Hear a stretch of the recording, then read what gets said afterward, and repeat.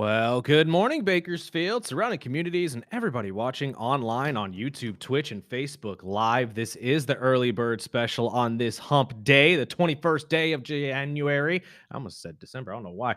January, the 2026th year. My name is Chris Burdick. That is Sparky. Sparky, good morning, my friend. Good morning. Let them know what they're in for. Oh, we got a jam-packed show. There is so much crazy stuff going on in sports. We'll get into NFL news and the crazy headlines.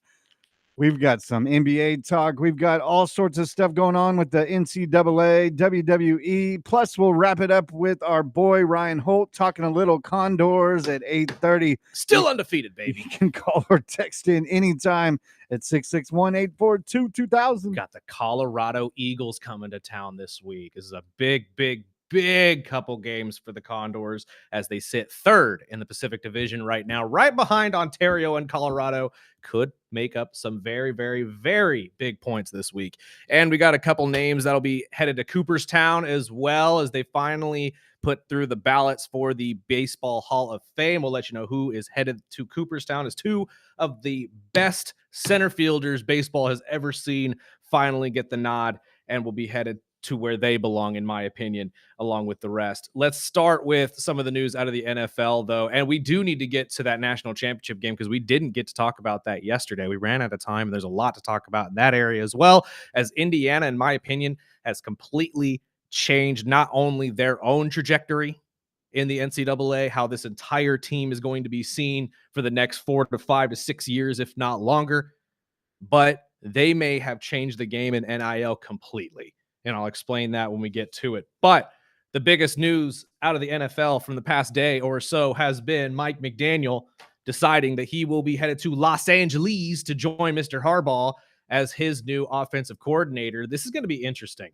I want to get your thoughts first, Spark, just because he has been your head coach for the last couple years. I have talked to a lot of Niner fans recently as well, just to get their thoughts on their former offensive coordinator and see how he will do over in Los Angeles with a hopeful top 5 quarterback in Justin Herbert. Do you think that we could potentially see him unlock that next level for Justin with an offense that he can create? Or do you think that this could just potentially be the next step in probably a year or two like Robert Saleh, and he'll end up being a head coach again in about a year? That is a loaded question. I will say I'm happy for him. Mm-hmm. I am very happy for him. He is he's an offensive guru. I will say that, I mean, he had a long list of picks. He could have went to Cleveland. He could have went to Tennessee, as of Saleh came out and said he reached out to him, wanting to get him as an offensive coordinator. I'm surprised he didn't take the job in Detroit with their already built offensive, weapons everywhere. But I mean, his relationship with the Harbaughs, and he is saying that he wanted to work with Herbert. I just don't understand it because of all the other options he had. But I mean, I think it's an upgrade. Definitely, he's an upgrade with the Chargers, and he'll be able to work with a quarterback that can sling it. The more thing that I'm worried about is the offensive line. Yeah. If the guys can stay healthy, okay. But is that fast pace? If anybody knows Herbert, he's a gunslinger. And Herbert or McDaniel is more of the quick, sling 2-second, boom, boom, boom, boom, boom. And I don't know how that's going to work with Harbaugh. I don't know how that's going to work with the roster that the Chargers have. But I would say it's an upgrade for them. I think it's an upgrade, but I think people are taking the last couple years with the Dolphins for what they believe Mike McDaniels is. Personally, I do believe Mike McDaniels is just a really good offensive coordinator. But I don't know. He's a run and gun guy. Yes.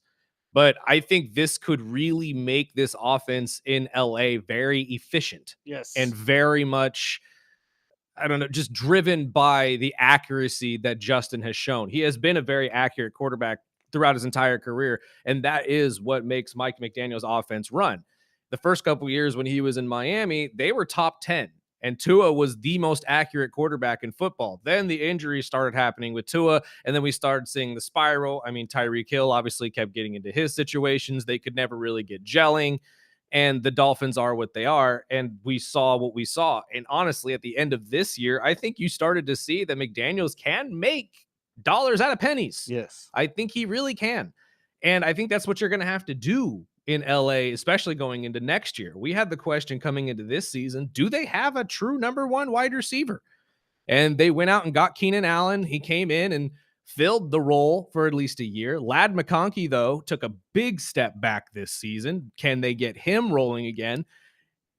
I think with a McDaniel style offense where you get him moving a little bit more, maybe that will actually open him up more in the passing game, getting him some different routes as well. But at this point, I think that they really need to focus on finding a guy that's going to be a number one receiver for the Chargers and finding some sort of offensive synergy that focuses on making Justin as accurate as humanly possible while also utilizing a play action game with the two fantastic running backs that they'll be holding on to in Amari and Hampton and Vidal. They have a pretty solid starting point, and if they could draft a center, because that's really the glaring issue on the starting part of the offensive line to me. The two tackles, you're already fine. Slater and Alt, you're going to be starters in the NFL for the rest of their careers. But Bozeman and the interior part of that line, you definitely need to make some adjustments here. I would say keep an eye out on guys like Tyreek Hill or Brandon Ayuk. You think that he ends up over there? I think one of the two, or one of those type of receivers that McDaniel's already worked with. I wouldn't be surprised if Ayuk did. I would see not be surprised if the Niners move off Ayuk and maybe get a couple draft picks from the Chargers for it. And it may be a welcome time or a welcome change for Brandon, because I think he himself is probably ready for a change as well. There's got to be something in California, right? And there's got to be some sort of just a relationship issue between the two at this point. We expected Brandon Ayuk to be back by week 6. Yeah, on my fantasy roster. Yes, and now, granted, maybe the injury did linger, but the stuff we've seen outside of the game, him speeding past Levi Stadium in a sports car. That doesn't tell me that this is a guy that's focusing on healing. That tells me this is a guy who's disgruntled and doesn't really want to play for the 49ers anymore. I know we have a lot of Charger fans out there. What do you guys think? I know AJ Brown also. I got some texts from Tyson. I got some texts from our boy Dan Kinwood. I mean, they're all pumped. Oh yeah, they all seem like this is awesome. This is awesome. I personally, I mean, if I'm McDaniel, I would have probably went with Detroit. Just me personally, I think there's more weapons. But hey, I think his relationship with, I mean, you're moving from Florida to California. You can't beat that. I agree with you that I think the better job for him would have been Detroit, but I don't think he had the choice. I think Detroit looked at their options and said, Petzing is more of a leader than Mike is. And they went with Drew. And that's what they were focusing on finding. They wanted a Ben Johnson style leader. You just said it. So with the leadership, I mean, he's more of a player's coach. Yes. Do you think that will be something to worry about in LA? No. Or do you stay behind Harbaugh and you just do your offensive side and you keep doing what you're doing? Hear me out on this, but I think as a coordinator, you have to be a player's coach. I think that that's the best part about being a coordinator is you have that ability to be a player's coach. You have to be the one that connects with your side of the ball the most, so you know how to utilize them the best, and they want to play for you 110%, 110% of the time. Do you think that is maybe some of the problem with certain coordinators being a head coach? Yes, I think that is part of it. I mean, you've heard me say it. I think that some coaches are just really good coordinators, and it's okay to be that. It's okay to be really good at a coordinator job, but just not that guy at head coach. Because, I mean, when you hear about these different types of coaches in the NFL, there are just 2 or 3 different categories. There's the players coach that Sparky's talking about, the guy who really connects with the team, usually a former player, and can really motivate the guys very well. There's the CEO type who is just the business manager. He usually allows the coordinators to do their job, and he just facilitates the entire thing as an umbrella. I mean, there's the strategist who usually likes to call all the plays, maybe isn't the best personable person, but he's a genius in that route. And then there's always the guy who's the mix of all 3 or mix of 2 of the 3. It doesn't really matter. And honestly, personally, in my experience, I feel like the CEO type or the strategist type work better as main head coaches. I think that if you're a great coordinator, you can be a player's coach. But when you step up to that head coaching job, you have to be able to detach that from your coaching ability. Yes, it's good to be able to motivate and talk to these guys and get on the same page as them and be a player's guy. But at the same time, you have to be able to be a leader of men. And I think that that's the difference between guys like Mike McDaniels and guys like, I don't know, Mike Vrabel. Mike Vrabel, I see as a leader of men. That guy is somebody that you would literally stand behind and go to war just because that's Mike freaking Vrabel. Can anybody say the same thing about Mike McDaniel? You look at Mike McDaniel, and yes, he's a genius. He's an offensive strategist. I mean, I would say he's a pretty good mix between the players coach and a strategist coach. I think that's a pretty good way of putting it. But those two things put together, to me, create coordinator, not head coach. And I think that's where Miami was. I think with the type of attitude and egos that they brought in, I think after a couple years they didn't make where they wanted to Right. be, and I think that's where he lost the locker room. And I think that's why we're moving over into a whole new, foundation Right. of a lot of guys from Green Bay that are built in Green Bay, Mhm. and they're more of a family foundation instead of reaching out and getting a bunch of waiver wire pickups. And I think we're both crossing our paths. And I wish the best with McDaniel. I think he's going into a tough situation, not only because teams like Denver are on the way up, teams like Kansas City's always going to be around. Right. And I hope the Cheetah goes back to Kansas City That's the and he only gets to thing I play could against see him them. doing at this point, especially after the I need to go home thing. I know a lot of Atlanta fans were like, "Oh, he's coming to." No, he's not coming to Atlanta. Trust me, that's a That's blessing. You don't want yeah, that. no, we don't need him either. We need to focus on re-signing Kyle Pitts and a lot of other guys rather than give all that money to Tyreek Hill. But I just again, that's why I think you're right. I think Miami kind of saw the writing on the wall. I've highlighted it a couple times. I love Mike McDaniel, but when he stutters in the press conferences, it really makes you lose confidence in the guy, at least as a leader. And maybe it is a speech impediment. I don't mean to make that a thing, trying to highlight that, but I just when your coach is up there babbling like Porky Pig, and you go Yes. As a no, Dolphin fan, that's annoying. exactly. I wish we could have kept him as a coordinator. So good for you guys. I wish him the best, and hopefully the Chargers are taking that step forward. That's what I'm saying, and I think they will. I think this is going to be a pretty good marriage between McDaniels and Harbaugh, and Harbaugh is one of those guys that's a perfect mix of all three style of coaches. He's a great CEO, he's a great coach's guy, but he's also somebody that understands the game and understands strategy and how to just come about the season in a completely different way. And that's what he wants to do next season. He's been very vocal about that.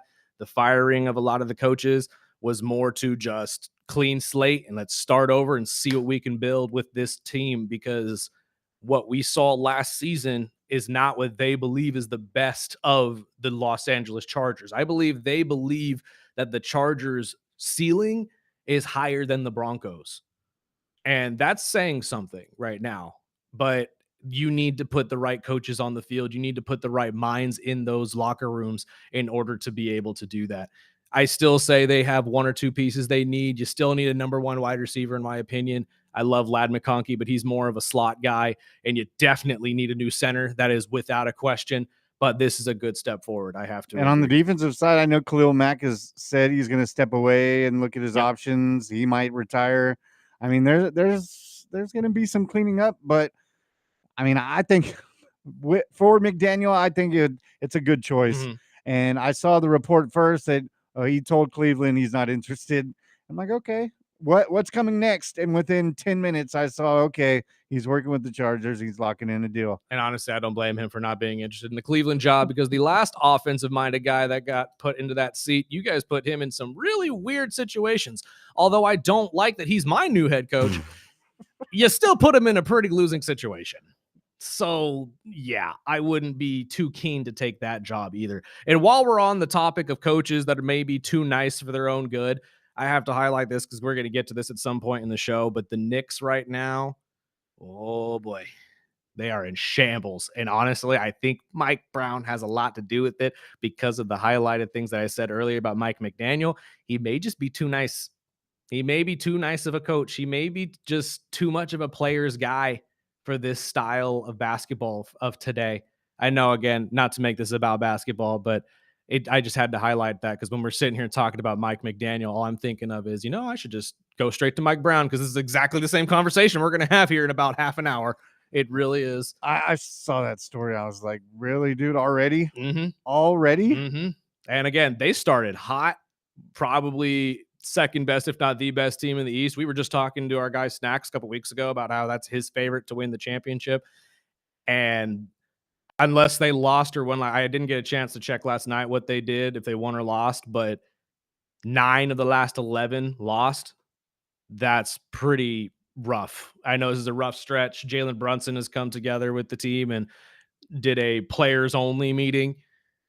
That usually doesn't bode well for the coach when they have to have a players only meeting. But when the guy's out with an injury already. Yeah, but they did kind of come to the consensus that it is on them, not on the coaching staff. They are the reason they are losing, not Mike Brown. But again, when we're talking about coaches that may just be too nice for their own good, we'll get to that when we get to that in the basketball talk, because there's a lot to talk about in the NBA today, too. And there was other news yesterday that came out with the Buffalo Bills that Sean McDermott actually brought it up with the GM and the team president a couple weeks ago. That they didn't have enough. And he didn't think that, that they built enough to get to the Super Bowl, that they're really just reaching for straws and trying to put everything on Josh Allen and what little offense he has besides James Cook. And it's starting to sound like that kind of soured the front office, and they were already on the fence of like, okay, you don't make it to the Super Bowl with what we built you, then you're out. But see, here's the thing. Again, and I have to highlight this just like I did yesterday. Buffalo is acting like they've been a successful franchise. You guys haven't built anything. You haven't built Jack Diddley. The offensive line, and I'm tired of people saying, this is the best offensive line in football. No, it wasn't. No, it was not. They're not the Philadelphia Eagles. Get out of here. Granted, yes, they had one of the best running backs in football this year in James Cook. That you cannot take away from Josh. But can you tell me who he can throw to? Besides a man named, I don't know, Dalton Kincaid, who was hurt half the season? Dawson Knox? Okay, when you have a quarterback this talented and he's got no one to throw to, I don't give a dang who he is. He's not Tom Brady. So let's stop pretending like Buffalo created this incredible team, this mecca of football that was going to make it. No, you didn't. You had Matt Milano. Let's calm down on that. And Billy Beane should have been fired. I totally That agree. is the consensus from everybody. Right now, the front office of the Buffalo Bills looks dumber than the Jets and the Cincinnati Bengals put together just because of that promotion. And now they're catching beef with players. And it's absolutely warranted. You're stupid. You were absolutely stupid. When Stephen A. Smith and all these people, in fact, I got audio here. We'll play it right now. Might as well, since we're talking about this. Let's start with Colin Cowherd and Middlecoff, two of Fox Sports' biggest talking heads talking about this. And they still can't figure out how this happened. Let's hear from them real quick. I think we've just got to be brutally honest with Sean McDermott here. It's not just Kansas City. Buffalo should never look like that, ever. Today was embarrassing. It should have been 14-0. I think the kicker missed an extra point. It was 13-0 before you even blinked. For whatever reason, the Bills match up because their pass rush is good. They treat that game in the regular season like the Super Bowl. They just look like the best team in the league when they play the Chiefs. Before and after, they look much more pedestrian. Today, though, I felt like it was one of the more embarrassing performances of the Allen, Sean McDermott little era here. My bad. That was a wrong bite, but it's not a big deal. They understand that they looked bad against that team. Josh Allen looked bad against that team. But you can't blame that on Sean McDermott. You cannot blame the interceptions and the fumbles on Sean McDermott. This entire situation in Buffalo is dumb, but we saw it coming from a mile away just because they had been talking about this for months. If Sean didn't make it to the Super Bowl, it probably wasn't going to happen. He wasn't going to get stretched. But the worst part about it is you kept the GM. Is this where we get the radio host out of Buffalo? Yes. The radio host out of Buffalo had this to say real quick. Just highlighting this as well, who, again, he is on the side of firing Sean McDermott. A lot of the Buffalo fandom out there in Buffalo wanted him removed, but he didn't understand the Billy Beane situation. I'm not sure if I put the Billy Beane bite in the audio, but this is what the Buffalo fandom has to say about the move. But I'm going to show you how unbiased I am. I hate the Buffalo Bills. I'm glad they lost. I don't like Sean McDermott. I'm glad he got fired. With all of that said, the Buffalo Bills and Sean McDermott got screwed on Saturday night. And I say that as the most independent person in the world because I can't stand the Bills. And I celebrated late Saturday afternoon, early Saturday night when they lost. But, bro, between the interception that wasn't and the PI calls on the final drive, Sean McDermott essentially lost his job in great part because of incompetent officiating. Well, that is the bite I meant to play first. Sean McDermott should not have lost his job. At least not the way he lost it. But again, you have fan bases crying right now at the fact that you lost in this game because of some miscues by Josh Allen. Josh Allen's even crying in the locker room because he feels like he let people down. And he did. He 100% did.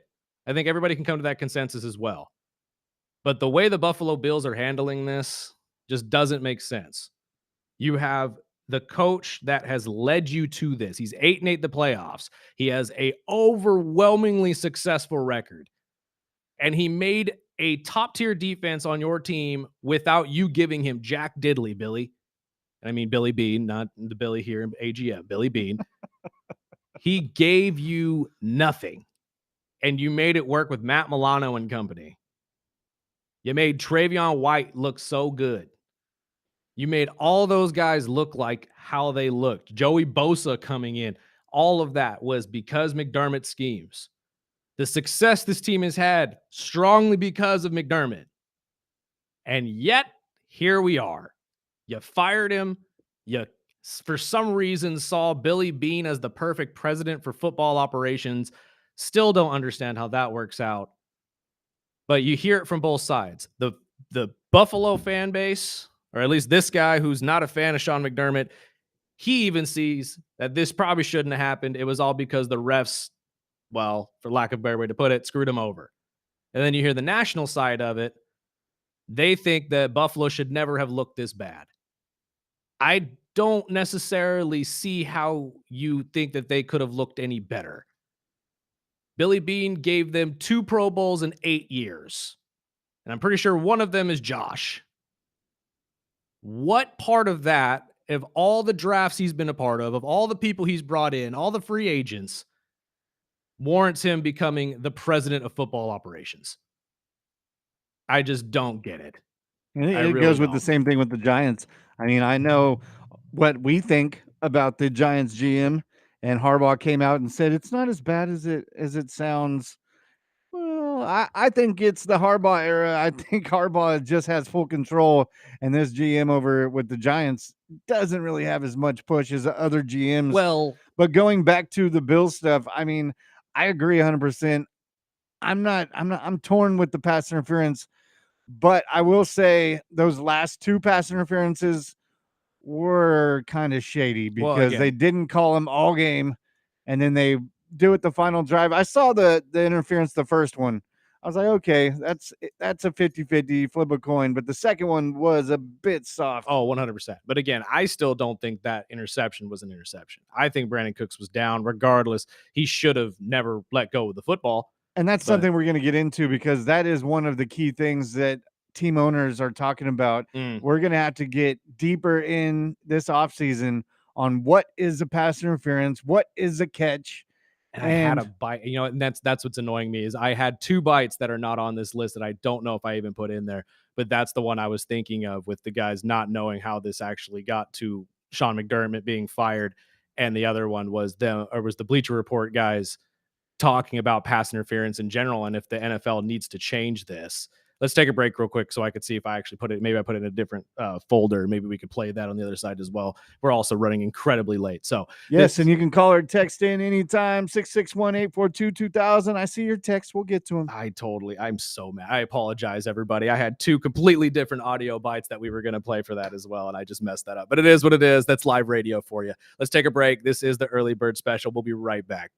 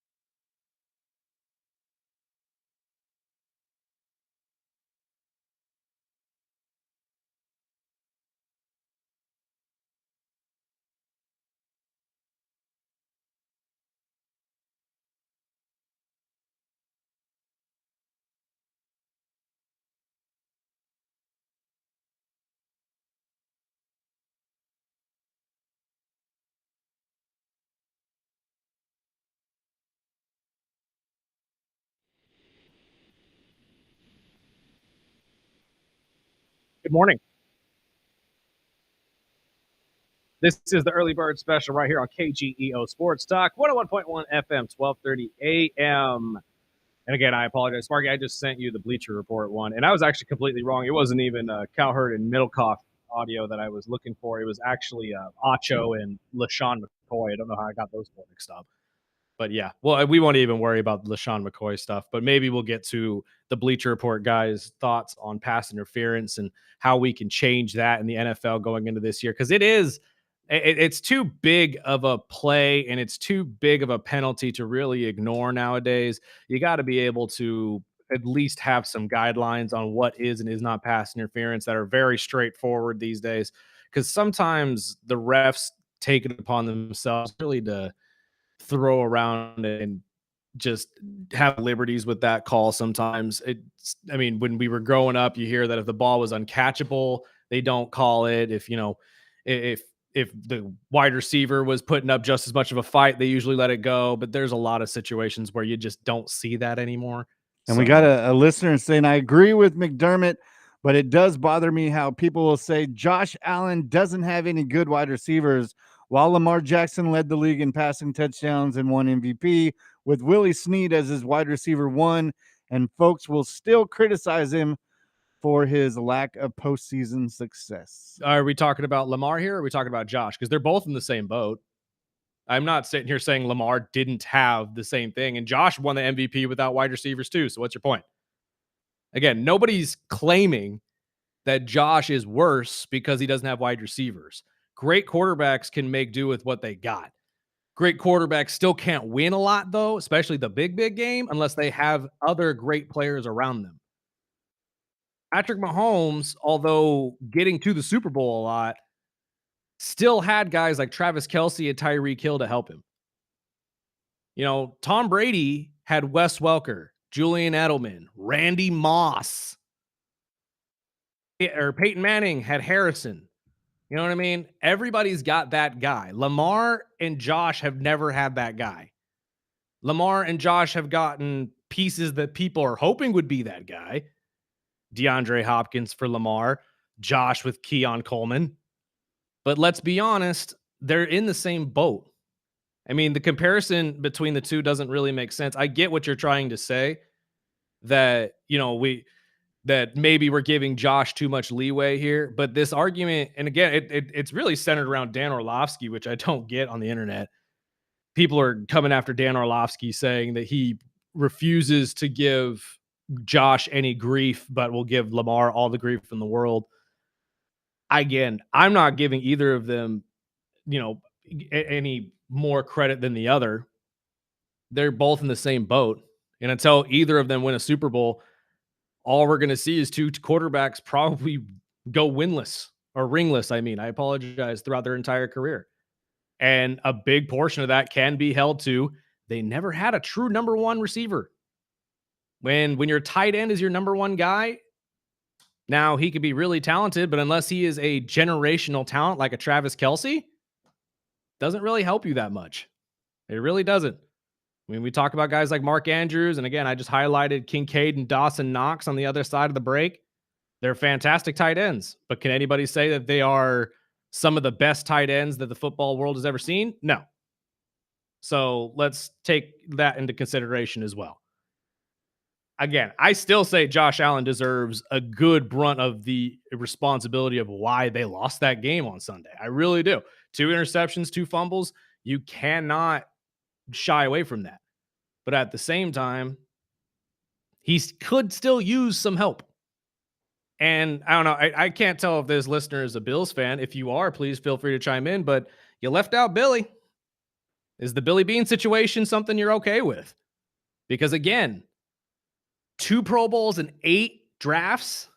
And you got 2 guys that are all-stars essentially in the NFL. And I also would like to highlight again, it's a popularity contest. It's not even based on if you're the best anymore. It's truly based on your name recognition. So is the Buffalo fandom really okay with Billy Bean leading everything? I talked to a diehard Bills fan yesterday, and she was, I would just say, lost. Yeah. She said a lot of Bills fans don't even want to watch the playoffs anymore. They're done. And they were more surprised that McDermott was let go, not the president or the GM now. Mm-hmm. But she was as lost as any other fan. She's like, dude, I think we lost our window. And I think this next 3 or 4 years is not going up. I think it's just more building around Josh Allen. And by the time they build it, he'll probably already be ready done. to go. Exactly. And honestly, I don't want to shut the window completely on Buffalo just yet, but I'm not going to lie, it is rapidly closing. And unless you pull an Indiana Jones like slide, man, it's this is going to be a close call. I give you guys maybe a year, 2 years if you could figure it out. But now, having fired McDermott, and unless you find a coach that's just as good, if not better, I don't know if you're going to make it back there. Brian Daboll might be a good choice, but the only reason I'm picking Brian Daboll is because he used to be there and he already has the relationships, so you wouldn't have to restart in that area. And that really is the big piece of what's going on. Who we got on the phone? We got Daily Dave. Mr. Dave, good to hear from you, sir. Great interviews. You guys are spot on. One thing I think we're forgetting is Josh Allen, that last pass that he threw, that was a great pass. Mm-hmm. Oh, it was. Again, people are losing sight of, it's like he can't blame himself. That pass was there. It was a beautifully thrown pass. I don't think he's blaming himself for that last pass, Dave. I think he's blaming himself for the other 3 turnovers that happened throughout the rest of the game, especially since 2 of those fumbles came on very, very big plays that he was trying to make himself. And if he would have just played it safe and kind of held the ball in a little bit more and didn't fumble, they probably would have at least got a fumble or 2, or a fumble, I apologize, a field goal or 2 to actually take the game. You make a great point, and that's just Josh being Josh. You know, they've tamed him down last few years. They've tamed him down a little bit, and he's been sliding more, you know, but he wants to play football. Right. He's one of the last quarterbacks I feel that does, you know what I mean? Or at least that old school style of football where he doesn't mind getting hit. And I like the fact that he is taking responsibility for it. He could have walked up there and said, you know, this is a really rough loss on all of us and tried to like spread the blame, but he's taking it all upon himself. And I think the team likes that as well. You saw Deion Dawkins' response to it. He was pretty much in tears. So these guys feel for him. They want to win for him. Well, what about Josh Allen's feelings about his coach being fired? Do you think he's upset? I would think so. But again, that's one of the people we haven't heard from yet. And I don't know if we ever will, just because Buffalo's probably going to try to keep him out of the talking points in this. This was a decision that the front office made. And honestly, that's why I think you have to go with a guy like Brian Daboll. You have to pick somebody that has a good relationship with Josh, if not solely to keep him happy and keep him there. Well, it's the $1 million question. Is change good? Yes. Was it warranted? Is the window still open? I think that's still a good team. You got Matt Milano on the defense. You got Josh on the offense. You know, build on those 2 strong components. Mm-hmm. But, you know, like you say, which man do you pick? You have to pick somebody that's going to take them to the next level. Right. And again, I just don't know if Billy Beane is the guy that's going to be making those picks, or at least the correct ones. And why wouldn't you just keep Brady? Right. That's the other thing that everybody's thinking is why not keep Joe Brady around? I mean, he is the offensive coordinator and has been the last couple of years, but I don't think he does. I think Joe Brady gets pulled away just solely because he's got interest in being a head coach. Well, you know what happens a lot of times when these firings happen? They just clean house, too. Yeah. And that's what we're talking about. I mean, we would expect, okay, if McDermott's gone, then why wouldn't they just fire the GM as well and just start from fresh? Mm-hmm. But no, they're still keeping the GM and actually upgraded his job position. They gave him a raise. Well, that's a good one. I mean, you know, we're talking about this situation with the Bills. We're talking about the catch or the call. We're talking about how are we going to review penalties? Did you see some of the plays in the national championship We were game? just about to get to Quarterback that. for Indiana, he got tatered in the head 3 or 4 times. They never called it. Well, they did call it. Let's be fair. They did call it a couple times, and they sat that one player for a whole half because of it. But I agree that there were a couple in the national championship game they let go just solely to make it, you know, so these guys can play. Because physically, Miami's defense, I don't know if they're back. I won't go that far. But the defense sure as hell is. And we're starting to see what we used to see when Ray Lewis was there, when Ed Reed and Sean Taylor were there. I mean, I think this is going to be a great resurgence for the U and Cristobal as well. But I won't go as far as to say that they didn't call some of those, Dave. I mean, they did call a lot of it. They did. But here's the thing. That Miami is a hard-hitting group. You're right. Is. That's a great defense to build off of. You know, and the quarterback, if he would have thrown it deep and not short, I don't know what he thought the guy was going to cut under. Kind of like what happened with the Chicago play. He was behind the defender. If he lobs it out there, maybe the guy can chase it and run under it for a touchdown. But instead, he threw it short, like he was going to maybe come back to the ball. So, you know, it's so many things involved. I still think that was a great throw by Josh, and I feel for the guy, man. I was practically in tears watching him tear up. Honestly, not me. Yeah. Well, that's the Miami fan in you. I was excited because I knew I was texting with buddies. I'm like, well, there goes McDermott. I just have to say, I mean, when you're a Dolphin fan, when the Bills, Patriots, Jets, when they lose, it is a good day. I mean, I'm still pushing for Denver Broncos. I talked to Billy yesterday. He's a diehard Broncos guy.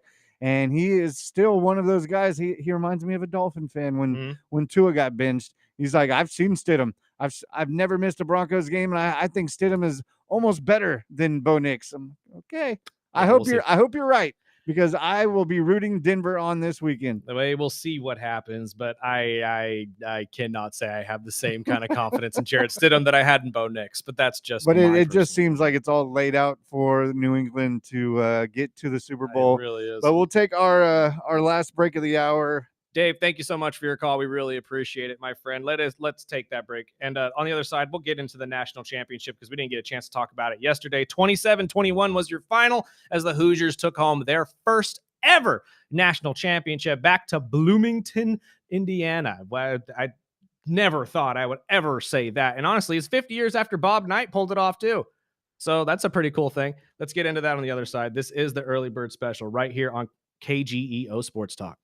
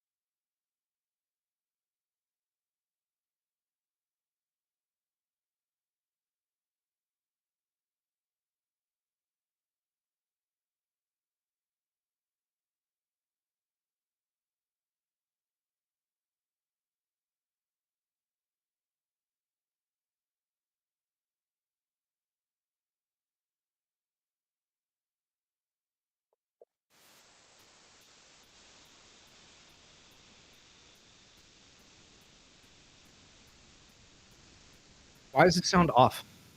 That's an instrumental. Okay, that makes more Just had to sense. keep it clean. I just like there's something off about this. I can't tell. Welcome back. This is the Early Bird Special right here on KGEO Sports Talk, 101.1 FM, 12:30 a.m. Don't forget, join us in the second hour. Our guy Ryan Holt from the Bakersfield Condors will be dropping by. We'll talk all things hockey as the Condors continue the undefeated streak here in the year of 2026. Absolutely dominating the month of January. Dominating. And we got two big games against Colorado coming up this week at home. So hopefully we see all of you there packing out Dignity Health Arena. And we'll be talking about the two latest inductees into the Baseball Hall of Fame. as two of the best center fielders of my lifetime are going to be heading to Cooperstown. Well deserved, in my personal opinion, but we'll get to that probably on the other side. Let's talk about the national championship. We didn't get a chance to talk about it yesterday. The Indiana Hoosiers finishing off their unlikely season, 16-0 for the first time in their program's history, first national championship in program history. Curt Cignetti has absolutely turned around this program in a 2-year period. Another one of Nick Saban's coaching proteges, I guess, is the best way to put it. And this is the first team in NCAA history to have 16 wins in a season since the 1894 Yale team. And the main thing that I have to highlight, though, is what I kind of talked about before the break, is this will now reshape everything about the Indiana Hoosiers football program. The program coming in this season was ragtag. It was the kids that were left out, the 3-star guys, the 4-star guys, not really the big names that were all brought together through, the transfer portal, through recruiting, through Cignetti, and created this team that was going to do the unlikely, that was going to run the table, beat Ohio State, beat Miami, and Abella Danger in the crowd, and win a national championship. Yes, ESPN, we know what you did, and we saw what you did there. Multiple times. Shame. You're supposed to be a family company. Shame.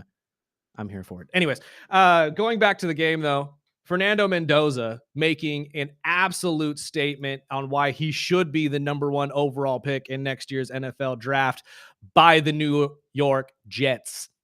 Yes, I said the New York Jets. I'm fully aware the Raiders have the number 1 overall pick, but hear me out. You need to be trading that to the Jets. And I'm not saying this because the Raiders aren't worthy of a quarterback. I'm saying this because you need more than a quarterback.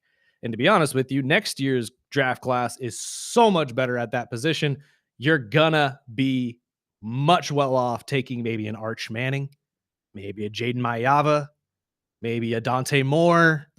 There's going to be a ton to choose from next year.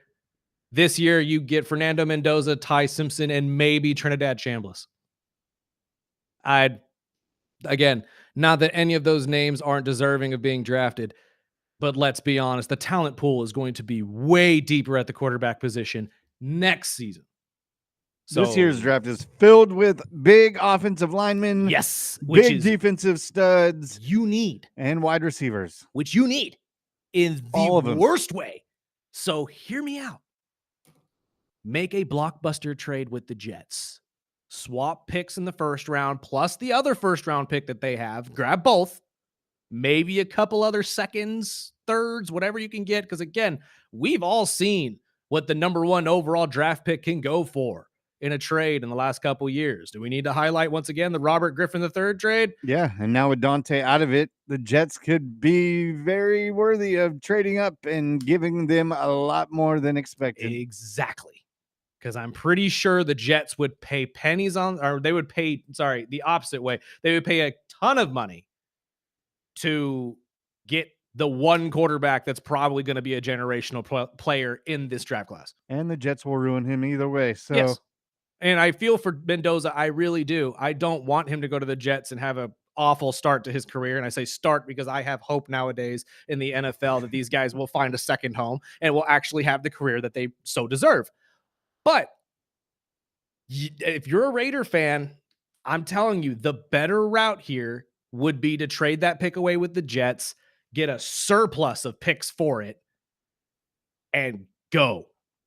Just draft all the linemen, as Sparky just said, all the defensive players, all the wide receivers that your heart can desire. And if you're lucky, Gino can come back with an offensive line and actually do better and get you through another season. If you're lucky. If you're lucky. But again, maybe you decide to go with somebody else. Maybe you make a move for a Justin Fields or something of that nature. I know it's not pretty.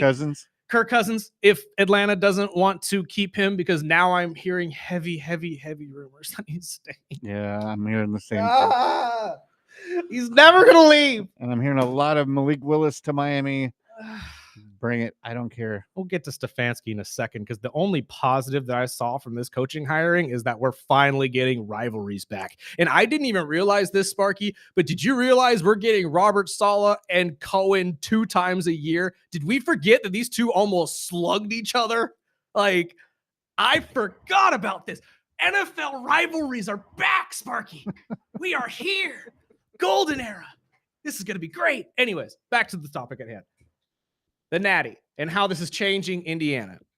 Indiana now is going to be seen as one of those teams that, what can you do for me? How can we create a resume for the pros? How can we, like, that is what Indiana is going to become. Do you think that that will change the mindset of Curt Cignetti and how he has to approach his teams going forward? Because now he can no longer tell his team we are the underdogs, because going into next year, they are the co-favorite to win it once again, along with Ohio State. Yeah, I saw that.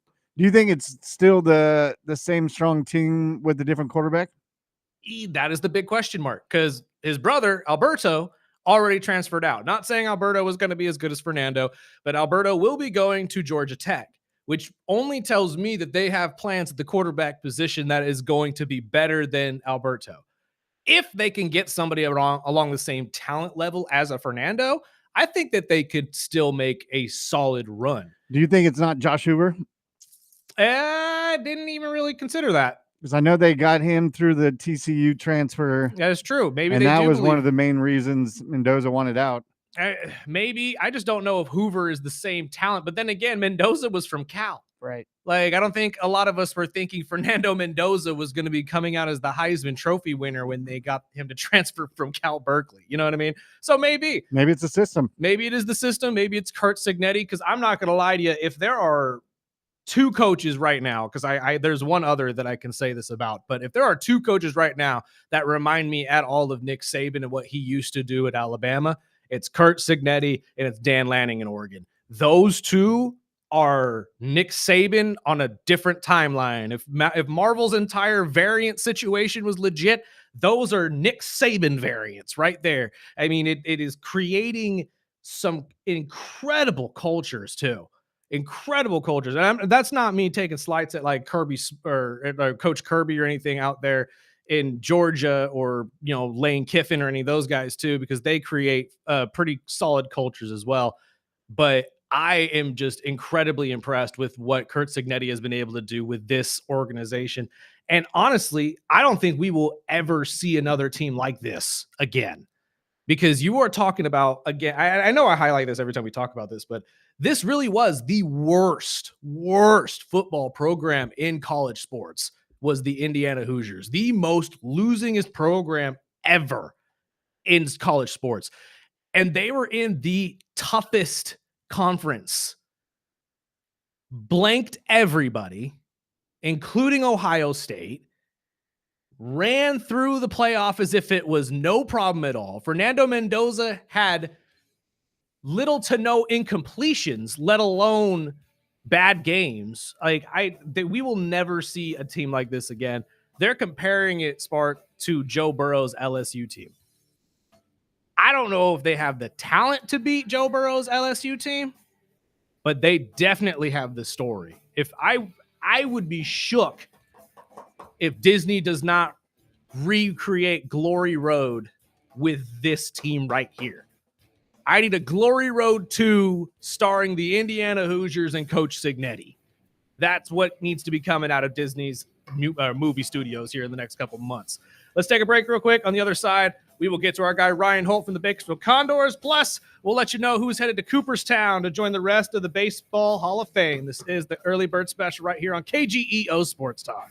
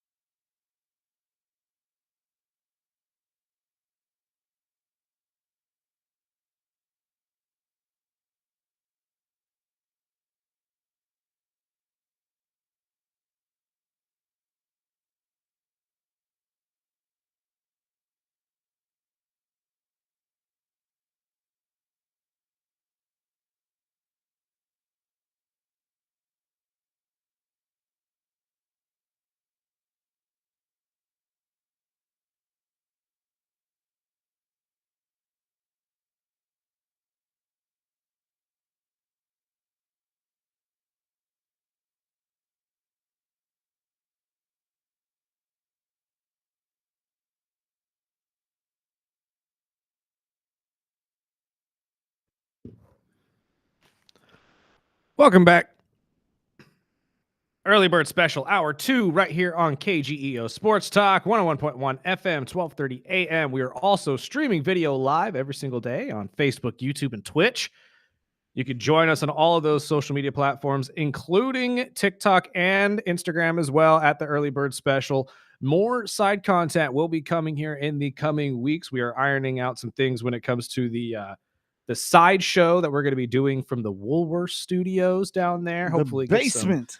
Interesting little tidbits for you guys that are going to be outside of the show, stuff we don't get to talk about, or at least that doesn't reach the ledger of stuff that we get to talk about on the show, because we do have a 2-hour time frame and there's a ton to talk about every single day. And you can call or text in anytime, 661-842-2000. And we got one saying the Niners should steer away from going to Warrior games because, McCaffrey and their fullback showed up, and what do you know? Jimmy Butler tears his ACL. Okay, so what is happening with are they just, so is the curse now moving to other teams in San Francisco? Because I had no idea of this till a friend of mine had texted me this and said, "Did you hear about the McCaffrey Butler beef?" And I said, "Excuse me, the what? What? The who? Like, wait, because in my head, the first two names obviously you hear, or you think of when you hear McCaffrey and Butler, at least in my head, are Christian and Jimmy." And I said, why in the hell would they ever know each other, let alone have beef? And I got to explain this. Is like, apparently McCaffrey and Juszczyk were at the game with their wives, and that's when Jimmy tore his ACL, and now they're blaming the Niner players. Stay away from our arena. Oh my God. And I mean, it is sad. Butler tore his ACL. All the tests came back. He's out for the season. You're radiating so bad that it's hitting the it's getting open. State Warriors. Jeez.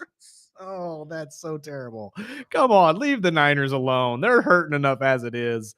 I mean, no one's everybody is highlighting, but no one's talking about how Caleb did the Chicago sports tour right after they lost. He was just at a Blackhawks game and at a Bulls game. No one's talking about that. Like, calm down. I think these guys just want to enjoy their short period off before they start training again for the next season.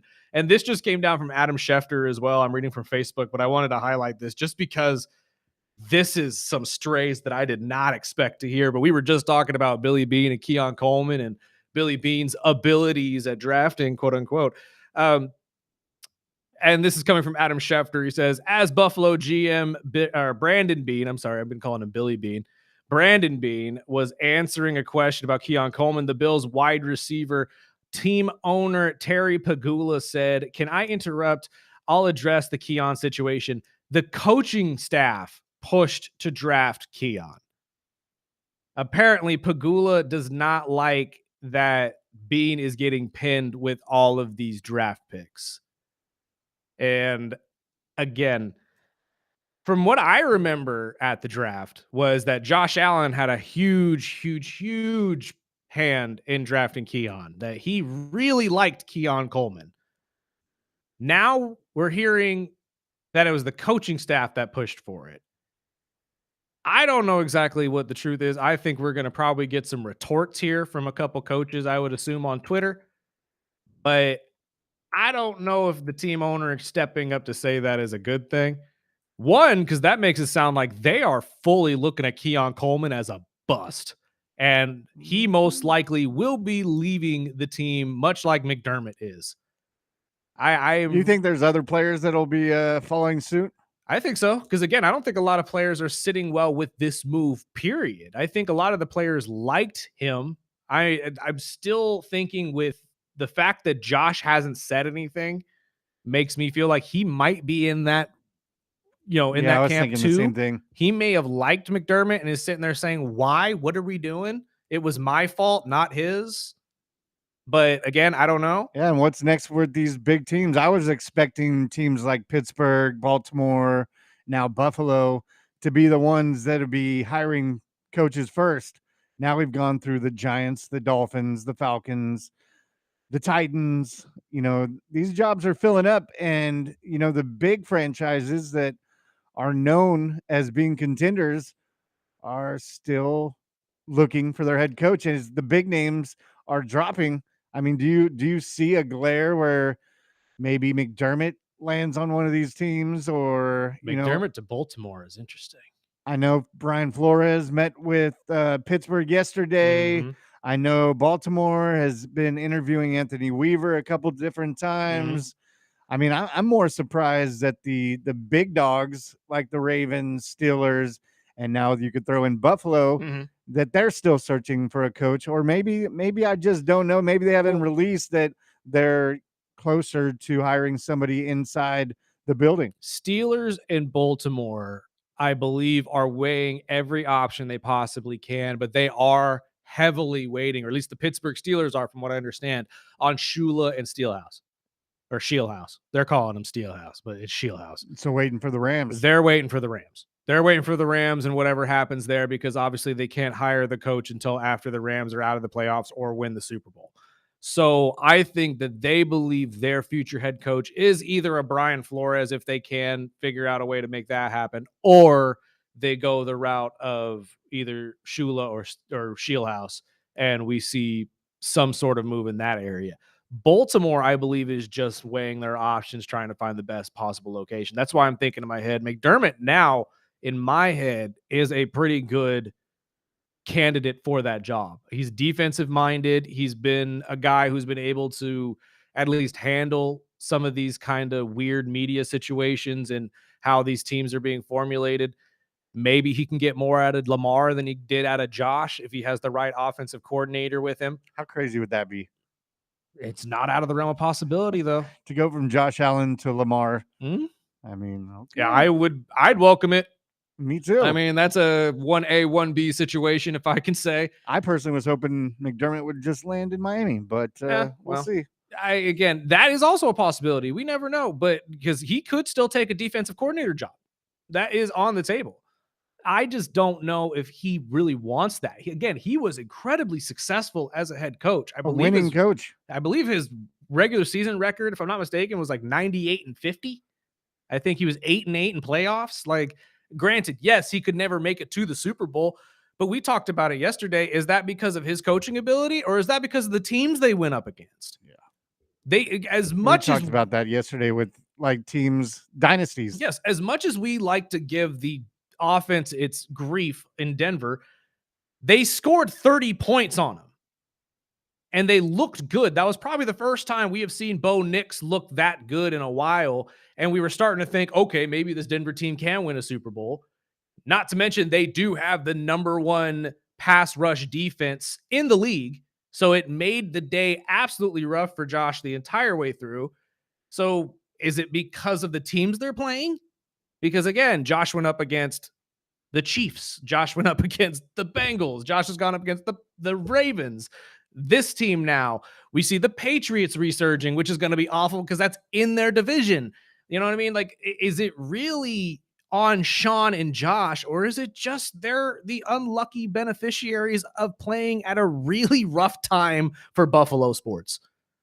And I, again, have to highlight this. Buffalo fans and Buffalo front office need to start realizing you never were. Yeah, you've always been the bridesmaid. Yeah, you've never been the guy.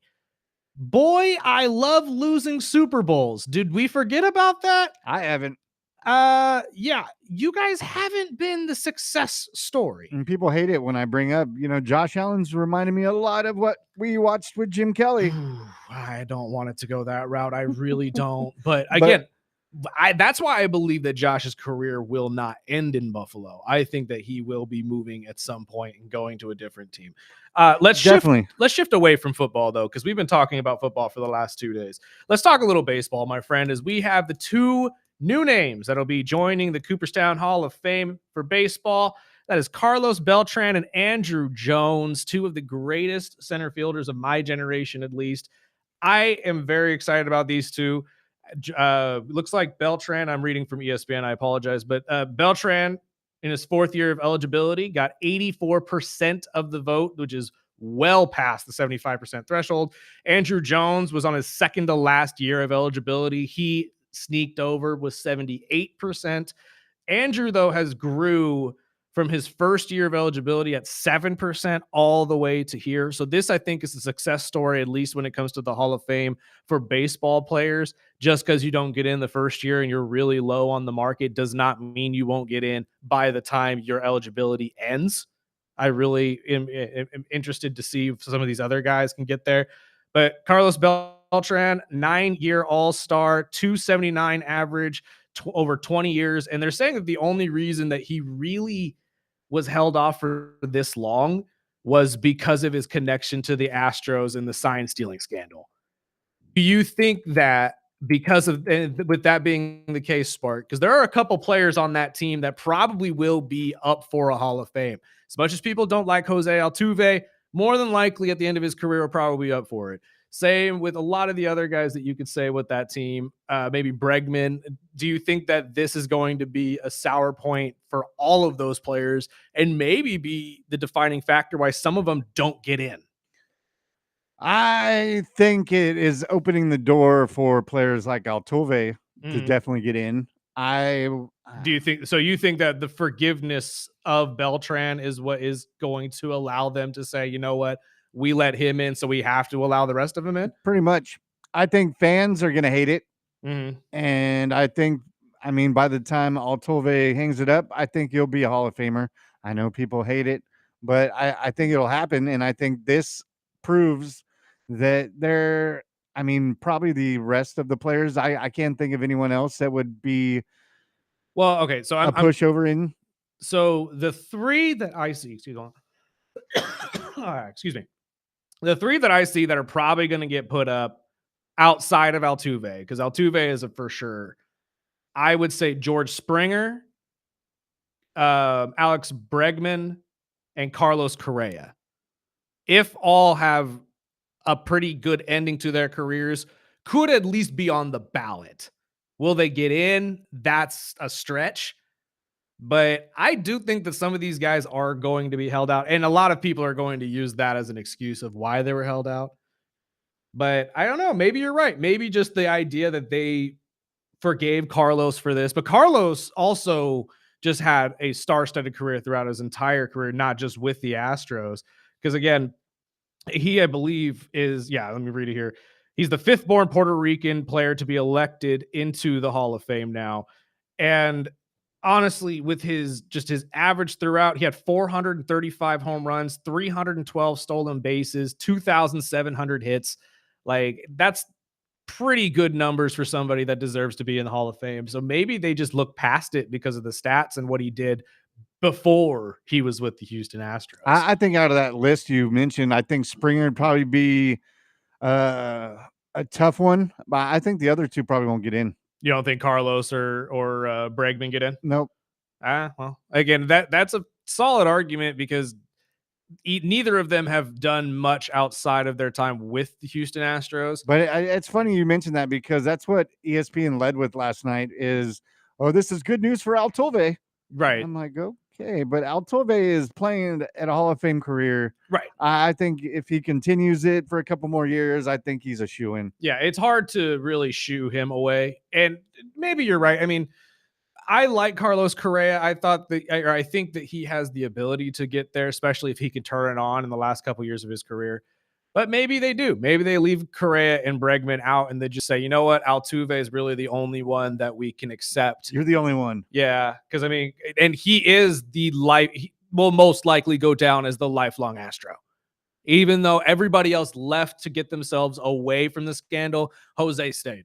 And Jose made it him because, I mean, Houston took a chance on Jose. And the story of Jose Altuve, if you don't know it, he was a walk-on, essentially, somebody that no one ever thought would actually play the game of baseball. And if you look at his size, he shouldn't be a baseball player. Exactly. He shouldn't. He should not be a professional player, but he is just that talented.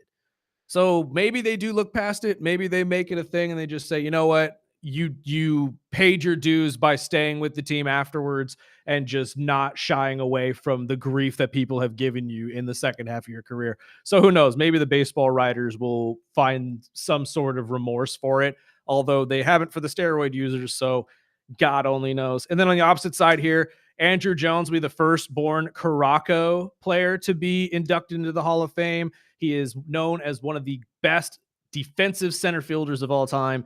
And with an average of 245 throughout his career, 434 home runs in 17 seasons in the majors, came in at 19 years old, played the brunt of his career with the Orioles, if I'm not mistaken.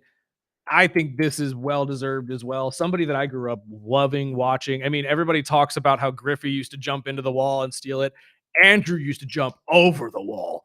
I mean, you want to talk about a center fielder that wouldn't let anything fly over his head, and that was Andrew Jones. So I'm very happy to see both of these men join Cooperstown. And if you want to look at the short list as well, because I do have it, of the guys who were also on the ballot that didn't get in, next up would have been Chase Utley. He was just under 60%. Andy Pettit was just under him at 48. Felix Hernandez, 46. A-Rod, 40. And Manny Ramirez at 38. Everybody else is 30 and below, and most likely will have a uphill battle at making it, including guys like Jimmy Rollins and Cole Hamels and Dustin Pedroia. So those two will join Jeff Kent? Yep. And this year's Cooperstown. And then next year, a lot of these guys will be thrown back into it. If I had to guess right now of who would be probably inducted next year, I would say Chase Utley gets in. And I think most likely Andy Pettit and King Felix will get a good shot at it. Although I have read a lot lately, especially on The Athletic, that they don't believe King Felix gets in at all. I think that's kind of ridiculous to say, man. That's cold. We're talking about one of the best pitchers of this century. And King Felix was everything to that team. And granted, he didn't have much playoff success. The man was the best pitcher regardless, with a really bad team backing him. So I think that the baseball writers should at least look past it a little bit to let someone like King Felix get a nod. I really do. And at 46% right now, I think that he can make up an extra 30 somewhere, especially with a lot of these other guys getting, put in a little bit before him. And maybe not next season, but I could see in 2-3 years, King Felix, and maybe even Dustin Pedroia getting a little bit of a nod here, because Pedroia, with his long-standing career in Boston, I think should be able to make up a pretty good argument to get in there as well. So is there anybody on the short list that you're seeing? I mean, I love Manny. I get it. He's not going to make it. I know A-Rod, all those. Manny and A-Rod, just because of the steroid stuff, I don't think is going to make it. They're going to keep him out just like they did everybody else. And again, that is rough to say because both of them really made baseball exciting throughout the 90s and 2000s. Skip that whole period? Right. I mean, come on. That's what I'm saying. We need to make a steroid room. Put it in the rafters, whatever you got to do. Put it in the basement. Or just put plaques up on the walls. You know what I mean? Like small ones that say, hey, by the way, if you want to see all the cheaters, he literally hung them from the rafters. Do it. You can just put them up there. Put them all up there. You got P. Rose in, but you have to wait until he dies. But see, that's the glaring question that everybody keeps asking is, do we have to wait for all these guys to die before they finally just say, just so fine? They can't enjoy it? Yeah. Because, I mean, that is the argument now, especially after the horrible. Pete Rose situation. It is horrible, but that's kind of how baseball writers have been. They're very, very, what's the word I'm looking for here? Grudgeful, vengeful. They when you ruin the game, when you ruin the integrity of the game, they don't let you pass, man. They really don't. So maybe they do just sit there and say, until you inevitably pass, and then we'll let your son or daughter hold up your plaque in honor of you. I do agree. I think that we do need to put up at least a steroid wing or something in the Hall of Fame just to honor some of these guys, because they, as much as they, ruined the integrity of the game at the time, it wasn't breaking the rules, and it made it more enjoyable for a lot of us to watch. So did they really ruin baseball? Or is it kind of the whole reason you're still here? Right? They saved it while it wasn't cheating, right. But it's still in now the it's books. Cheating, but it wasn't cheating then. So can you really fault them for it? 6-7? 6-7? No? Okay, whatever. God. Let's go to break real quick. This is the Early Bird Special right here on KGEO Sports Talk.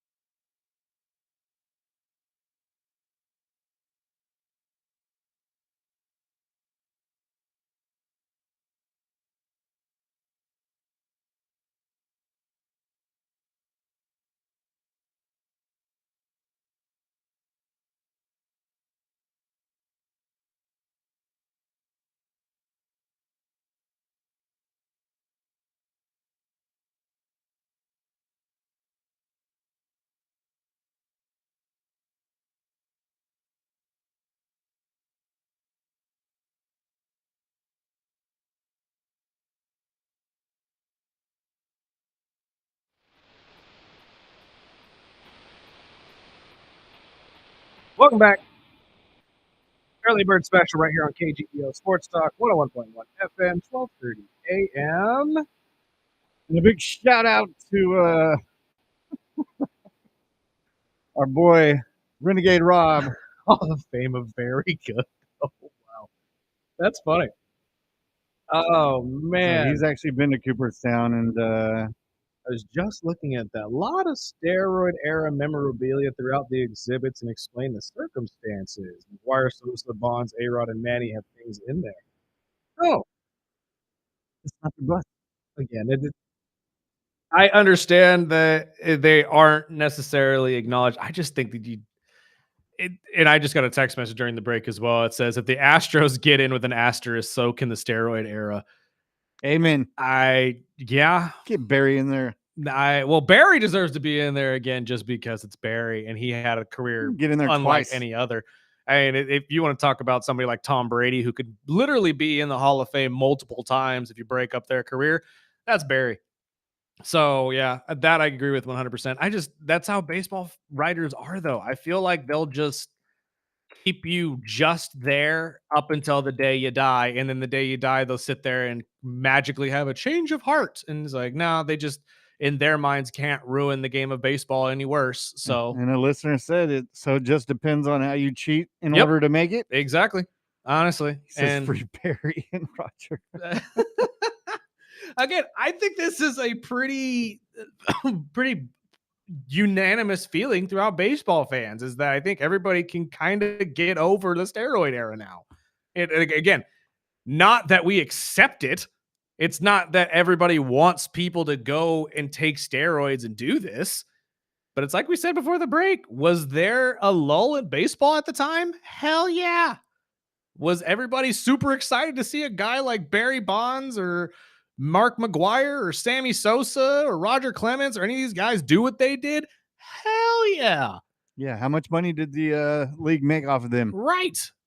And now we're just going to magically say it's not okay until the day you're gone. Okay. Again, I'm just happy to see Andrew Jones and Beltran get in. I personally believe they both should be in there. But I'm also one of those people that say maybe we put in too many people into the Hall of Fame sometimes. Yeah, So that's a whole different conversation. yeah, so maybe I am talking out of both sides of my mouth right now. Who knows? But at this point, I'm just happy to see that we're getting some recognition in my generation of baseball because these guys, I at least Andrew Jones for sure, my generation, mine, millennials, we claim Andrew. That's us.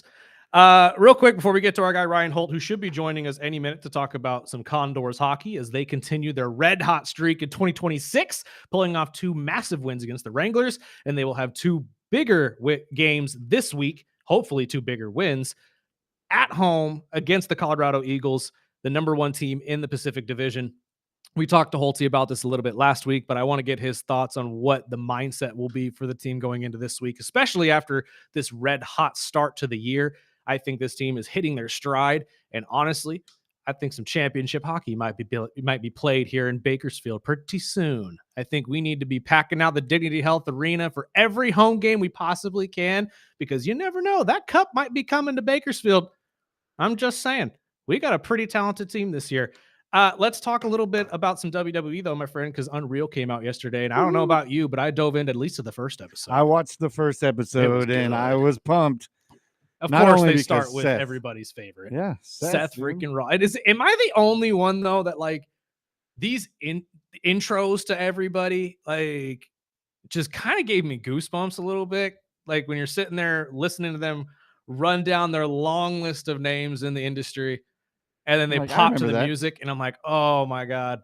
I loved the part where he was talking about, Dusty. Yes. And he does his Dusty impersonation, He which does a was good right on, Dusty. right He does on a point. very good Dusty. But how Seth Rollins became the name of Seth Rollins, Right. and it was awesome. And Seth and Becky are 2 of my favorites, so it was cool. And I'm pumped because at the end of the episode, they show you what's coming up in the rest of the season. I wish it was longer, because I was like, okay, 5 episodes, just like the last season. Yeah, All right. they're going to show you a little bit. They're not going to show you everything, though. And I think that the main stories of every year are going to be the main focuses of each season. So this year, obviously, we're going to get a lot of Seth Rollins and his injury and stuff like that. I know there's a lot of instances or a lot of internet stuff right now about LA Knight having conversations backstage at Money in the Bank. I know a lot of it is going to be based around R-Truth and that whole story. Was he released? Was he not released? How much do the fans really have a play in how much they brought him back? That kind of a thing. And honestly, it even shows a little bit of backstage from what I understand on how the injury or the blown out knee went with Seth at Saturday night's main event last year. And the exact things that I was considering, him eating a finisher at the end, just the weird ending to the match itself. All of that did play into it. I'm excited just to see what happened with this entire year. Next year, though, is going to be the big one because that's when we're going to get the backstage of John Cena's retirement tour, or they just make a whole docuseries based on that alone. Well, God only probably knows. both. But our guy Ryan Holt has joined us from the Bakersfield Condors ahead of their 2 massive games against Colorado this week at Dignity Health. Sir, good morning. How are you? Good morning, guys. How we doing? Oh, can't complain. Obviously, you guys are off to a red-hot start, beating the Wranglers twice last week. How is the team feeling? Yeah, it was a great weekend up in Calgary, and good to take care of business against them. I thought the first game was one of our better games overall, even during this streak where we haven't really lost. We haven't lost in regulation in January. We're 8-0-1 right now in January, so it's been a good run. But I thought Friday night against Calgary was a really complete effort. Got out to a 5-1 lead after 2 and kind of locked it down from there. Mm-hmm. And then Sunday, was a type of game that we played in the last couple of games here, which was a tight, low scoring, no score.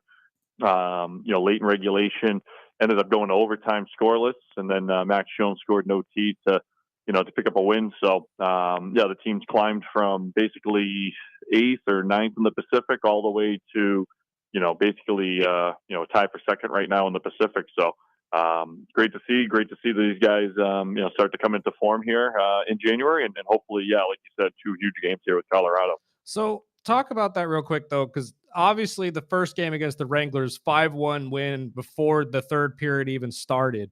And then you guys go on essentially 4 straight of not scoring. How does the team rally from that? I mean, you guys are off to a red hot start. You've scored at least 3-4 goals in every game this month. And then how do they go from that and really try to find a way to score 1 in 1 game? Yeah, it's interesting. I talked with Colin Chalk, the head coach, about that over the weekend, and kind of said, if you had told me, back in October that this Condors team could win a game 1-0, I would have, probably taken that bet and said, yeah, no chance. But this team has found different ways to, win games. It's not just outscoring, the opposition, which we can do, but it depends on the style of game that ends up being played. It's very much, like any sport.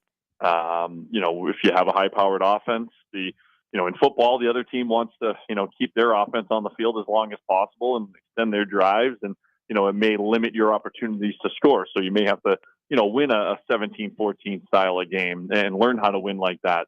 I think it's good for this Condors team right now, learning how to win, low-scoring, tight games. We've been good in tight games all year. It's just usually have been high-scoring tight games. So, for this group to, commit to, hey, if we're scoreless through 2, that's fine. We'll find a way to get 1 in the third or in overtime and walk out of here with 4 points. And that's exactly what they did. And before we get into, the next couple games, Quinn Hudson got named AHL All-Star. How big is that for him and for the Condors' identity this season? Yeah, it's huge. It's great to, have especially young guys rewarded.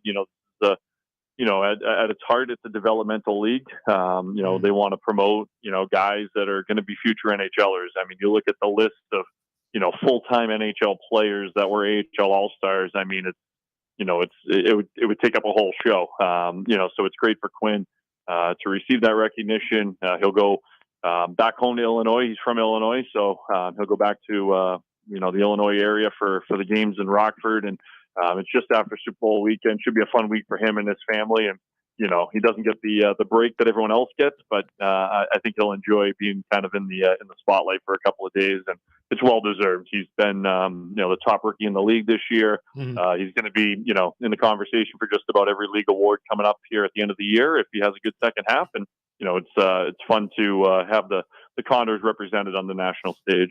When's the last time we've had someone represent us like this and be in these award or the finalists of the awards at the end of the year? Yeah, it's a good question. I think 2019. We had a good run there with winning the Pacific Division title. Ended up getting to the second round of the postseason. That's back when they only had 4 rounds. Now they have 5. So I think it was a lot tighter back then. But Coop Marody and Tyler Benson that year, were 2 highly thought of prospects at the time, and 2 guys that have gone on to NHL careers and have bounced back and forth. But in terms of leading the league in scoring, leading the league in rookie scoring, that was kind of the last time that someone's been kind of in that conversation. Stuart Skinner was, one of the top goalies when he was here, so defensively we had some good success there. But, this is a guy in Hudson, and then we have some others with Szymanski and Mariala that are going to be, kind of throwing their hat in the ring on some league awards here at the end of the year as well. So obviously we've already talked about it. 2 massive games starting tonight against Colorado, and then you have a game on Saturday as well. Obviously we already talked about last week that today is Wiener Wednesday, so we know exactly what's going on tonight. But what do you guys got going on Friday? Yeah, Friday night adult jersey giveaway. It's also a $3 beer Friday as well too. So Mick Ultra and Mango cards are just $3 until the start of the second, and then the first 2,500 adults. 18 and older. We're quantifying that as an adult, even though some of them are still kids at that point of their lives. But 18 and older, first 2,500 fans will get an adult jersey. It's kind of our 2011 style jersey, but in our updated colors. So kind of a little bit of a throwback, but also a reverse throwback as well too. So should be a big night, should be a big crowd, and obviously a massive game with the Condors playing the best in the division, and Colorado, who has been, at the top of the division basically all season long. And while we're talking promotions, I know the hat trick pack is going on until I believe the 25th of this month, where you get 4 lower level tickets, a Condors hat, and a Little Caesars pizza. You can't beat that, man. And a Little Caesars pizza. No fees, no nothing. So 4 face value tickets, no fees, no anything on top of it. And you can use the tickets however you want. So if you want to come for 1 game and bring 4 people, if you want to come to 2 games with 2 people, you can do that. And we'll throw in a hat and a Little Caesars pizza as well too. So how can you beat that? You cannot, in my opinion. Like an all-inclusive date night. We'll give you, the merchandise to wear, Right? and we'll give you the pizza to eat. Exactly. Can you bring the pizza into the game? You can't, but you can eat it out the front, I suppose. You can come to my office and eat it. I don't care. I'm just saying. I mean, if you feel like take the pizza inside with me, that's a done deal, my friend. I can't say anything better. You guys can do whatever you want. I'll tell you. Oh, sweet. See, we got the green light. Spark, you heard it from him. Holt told us we could. Exactly. I'm just gonna say, Holt said I could do this. Sir, thank you so much for your time. We really appreciate it. We will talk to you next week, and good luck. Thanks, guys. Let's take a quick break. On the other side, we will get to the other stories of today, or of sports today. Right now, Duke looks like they're suing one of their quarterbacks because he wants to transfer. God, this stuff is getting messy. Again, it's only going to get messier. It really is. And when contracts are going to get involved, it's just going to be a massive, massive headache for some of these players, I feel. But this is the route we are headed. And with NIL, you got to find a way to actually, make everybody happy. Let's take a break. This is the Early Bird Special right here on KGEO Sports Talk.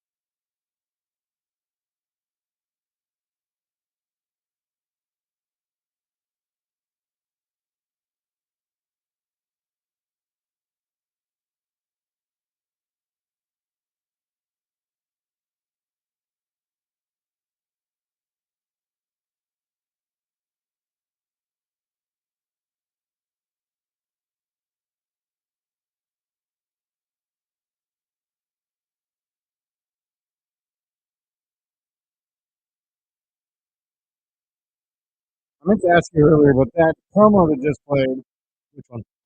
Black in the Dollar. Black. What do you think? He's talking. He's 100%. There'll be a baseball lockout in Yes. 2027. No, we haven't gotten a chance to talk about that yet either, but that is on my short list of things to get to before the end of the week. That is a big, big concern for baseball right now, and it all stems around the Kyle Tucker signing. Just the fact that the Dodgers are continuously signing these guys for ridiculous amounts of money, and now teams are finally just saying, we're fed up. We're done. We can't do this anymore. Like, the owners are now stepping up and saying, you're making us look bad.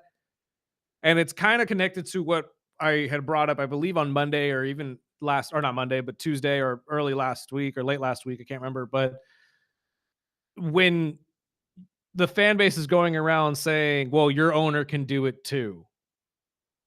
No, they can't. They don't have the money. Not everybody in baseball makes the same amount of money. The White Sox do not make the same amount of money as the Dodgers, let alone the Angels for that matter. So, no, they can't. You benefit because you guys, as Dodger fans, pay a lot to be Dodger fans in tickets, in jerseys, in television, because you have to pay for a whole network just to watch your Dodger games. Like, you guys pay a lot to be Dodger fans, and that pays forward. And what they use that money for, unfortunately for other baseball teams, they just do it better.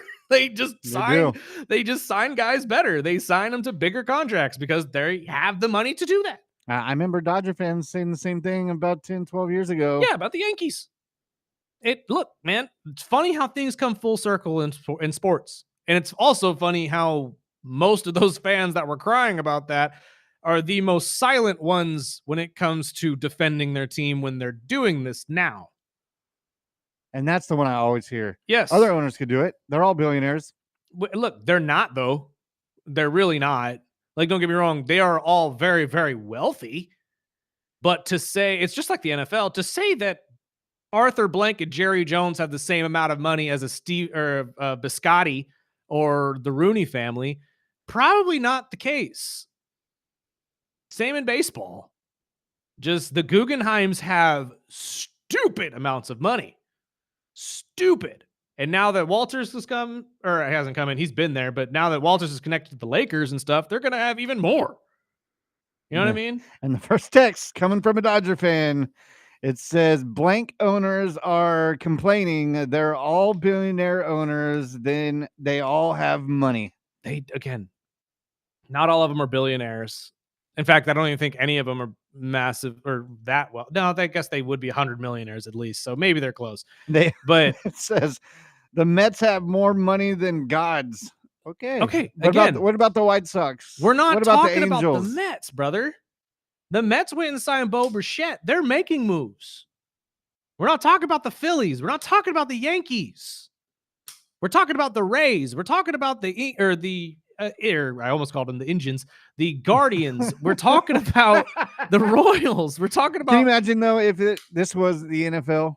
That's what I'm saying. If this was the NFL, Jerry Jones would be the most hated man in sports. They would have everybody exactly in Dallas. They would have everyone in Vegas. The problem that people are going to be having with this is when we come to a head here in about a year, when the deals need to be made, the owners are now mad and are demanding not only a salary cap, but a salary floor. And players aren't going to be okay with that because players have been paid this way forever. So they're not going to just sit there and say, that's not fair. Sure, garnish our wages. Ohtani can do it, but I can't. Yeah, cut my contract in half. Sure.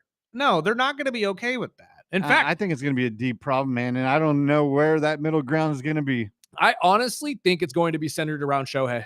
I think it's going to be centered around Shohei and figuring out that contract, because that, in my opinion, is what started this whole thing.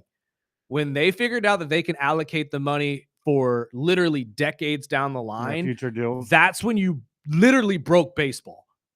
And I think that is going to be the biggest thing. One, they're going to have to come to some sort of salary cap. It's going to be an incredibly lucrative cap, especially with the contracts that some of these guys have. But you're going to have to figure out a way to probably pay out most of those big contracts that are sitting right now. Your Bryce Harpers or Shohei Ohtani's, your I can't even think of a lot of these other guys right now, but you know what I'm talking about. The big names in baseball. You're going to have to pay them out most of the contract and then make it a one-time only thing, and then nobody else is ever going to have a contract that big until baseball starts making that kind of money again. And I talked to Renegade Rob over the weekend, and he was talking about maybe a soft salary cap. Yes. They already just don't have know that, though. I don't know how the owners tax and players will be on the same page with either one. True. And again, that's really what it's going to boil down to, is that we're going to get a lockout solely because players are going to say, hell no, we're not letting you touch our wages. And they are right to do that. It's just like any other business. If your boss walked up to you today and said, hey, I need to cut your salary in half. Business is rough these days, and you can't say no. Yeah, no, you can't do that. You literally cannot do that. So, no, baseball players are not just going to sit there and say whatever. Oh, God, here we go. White Sox owned by a billionaire. Okay, again, guys. Not in baseball. I'm just not going to explain this again. Look, Dodger fans, I get it. You guys have a billionaire owner, multiple actually. You can't say the same for everybody else. You can't. And what they bring in revenue and with ticket sales and what the team makes off TV deals. Exactly. Just because I'm a billionaire and I buy, say, the Chicago White Sox, since we're talking about the White Sox. Say I buy the White Sox. I'm a billionaire because say I came up with an EV car and I own Tesla and I'm a billionaire. All my money that I made with this side business doesn't mean I'm going to go start overpaying all the best players in baseball just because I'm a billionaire. I cut my ties. I have a certain amount of money I'm putting into baseball because I know what I'm bringing back into the stadium, in ticket sales, in TV deals. I get it. The Dodgers, the big cities, the New York Mets, the New York Yankees, the Philadelphia Phillies. I mean, they are bringing in the revenue to pay these types of players and do these contracts. Right. But like you just said, when they Ohtani, the future deal where they don't have to pay him until the end of the contract is where it got all jacked up. Right. And again, I'm not saying what the Dodgers are doing is wrong at all. They're actually just doing it better than other people. Yeah. But the problem is that they're doing it at a rate that's breaking baseball. You're doing it at a rate that's going to make this uncompetitive and arguably ruin the game because nobody's going to watch. Like, and I get that half of you believe that you deserve this because of some rough years you went through. I totally get that. As a fan, I understand. But stop looking at it as a fan. Look at it as a business person. Yes, these people are billionaires. Sure, 100 millionaires, whatever you want to call them. But it's still a business. You still have to allocate that money to other areas. The New York Mets allocated 90% of their value in 2024 to players. And look where that got them. A rundown stadium in a city that's honestly hating them and love the sister team way more. They pay more to go to those games. Honestly, it's not the same. It's really not. I get the point you guys are trying to make, and you're right. The owners could dip into their funds a little bit more and add more money. We saw it in Moneyball.